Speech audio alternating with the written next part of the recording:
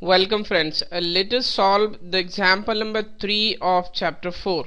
And the example is as follows. Find the roots of the equation 2x squared minus 5x plus 3 equals to 0 by factorization. This is very easy example. So let us see how to solve it. We are given a quadratic equation 2x square minus 5x plus 3 equals to 0, and we shall use the middle term splitting method. And in middle term splitting method, we split this middle term in two factors in such a way that the sum of those two factors is equals to the middle term itself, but the product of those two factors will be equals to the product of the first term and the last term. So first of all, we shall find the product of the first term and last term. This is the first term, this is the middle term, and this is the last term, or we can say third term. So first of all, we shall find the product of first and last term. Then it will be 2x square multiplied by 3, then it is equals to 6x square. And now we shall factorize this 6x square in two parts, that the sum of those two parts is equals to minus 5x. This means equals to the middle term, and we can factorize it as 2x and 3x. And because the sign of the middle term is negative, therefore we shall put a sign minus here and minus here. And now we observe that the product of these two factors is equals to 6x square, and if we add minus 2x plus minus 3x, then we have minus 5x.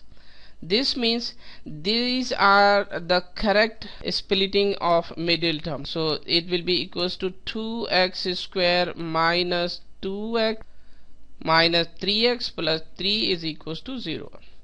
And in next step, we shall take x common from the first two terms, and these are the first two terms, and if we shall take common x from these two terms, then I will take 2x common rather. Then we are left with x minus 1 in the bracket, and from the last two terms we shall take common minus 3. Then we are left with x minus 1 in the bracket. And now these are the two terms. This is the term 1 and this is the term 2. And we shall take common x minus 1 from these two terms. Then we are left with 2x minus 3 in the next bracket.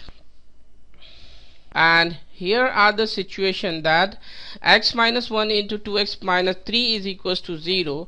And in this situation, if suppose a and b is a into b is equals to 0, this implies that either a is equals to 0 or b is equals to 0.